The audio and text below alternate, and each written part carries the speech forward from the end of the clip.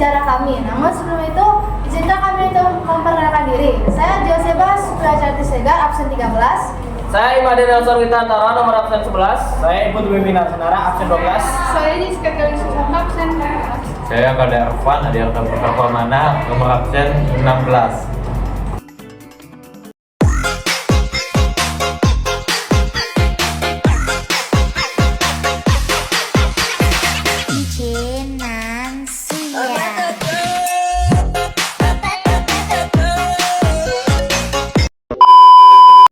Ada 8 peristiwa di Indonesia. Yang pertama itu ada Perang Poso.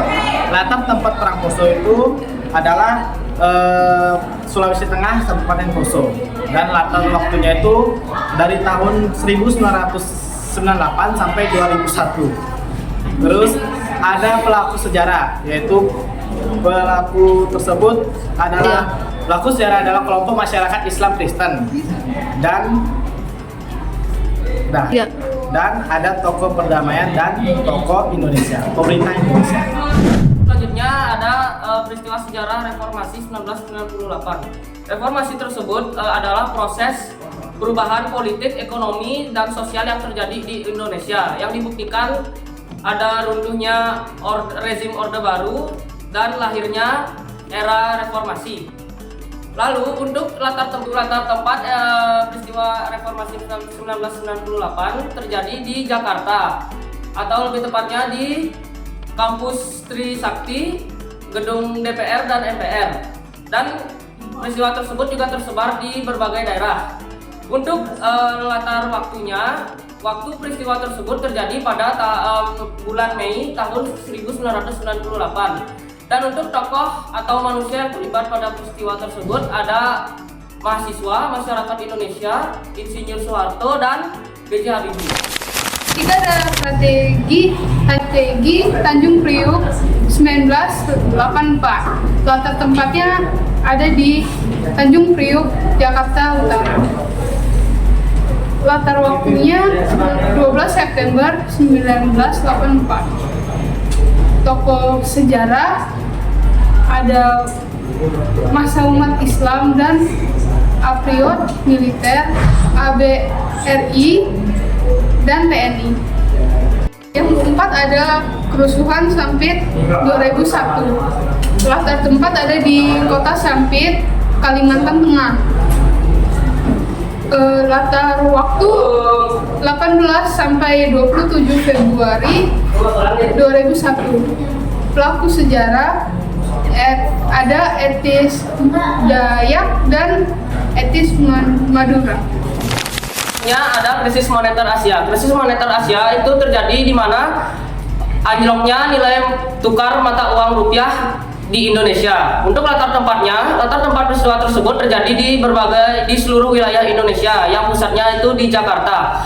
Untuk latar waktunya, waktu terjadinya peristiwa tersebut pada tahun 1997 sampai 1998. Dan untuk sejarah pada peristiwa tersebut ialah pemerintahan Indonesia pada saat itu yang dipimpin oleh Presiden Soeharto, Dana Moneter Internasional atau IMF, dan rakyat Indonesia.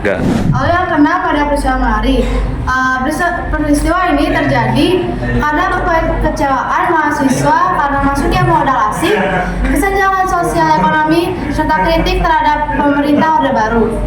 Peristiwa ini terjadi di Jakarta pada 15 Januari 1974. Lalu pelaku sejarahnya ada mahasiswa, masyarakat, serta pemerintah Orde Baru.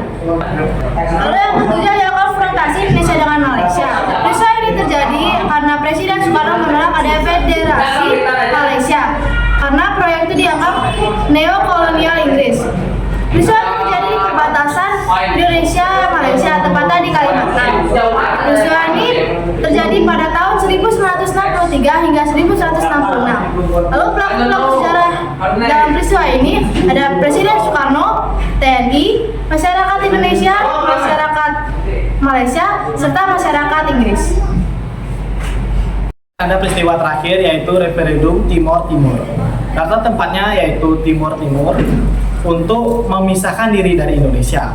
Dan latar waktunya itu ya tersebut 30 Agustus 1999. Tokoh pelaku sejarahnya itu adalah masyarakat Timur Timur dan Presiden B.J. Habibie dan Kofi Annan.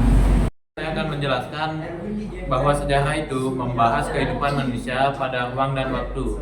Pada dasarnya, sejarah itu membahas kehidupan manusia pada masa lampau dengan memperhatikan ruang, tempat terjadinya peristiwa dan waktu.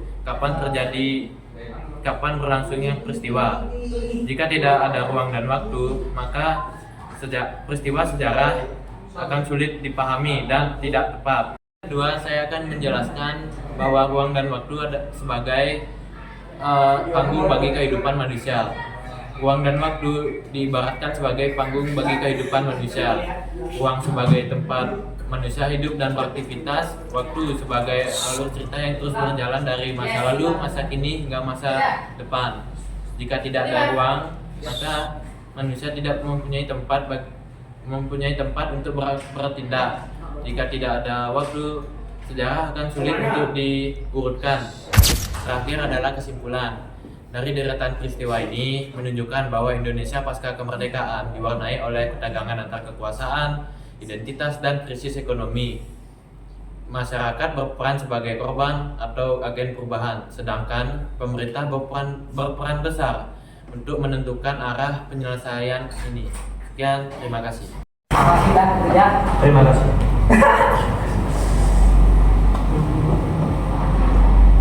Sekian presentasi dari kelompok kami. Kami mohon maaf jika ada kesalahan kata yang kami ucapkan.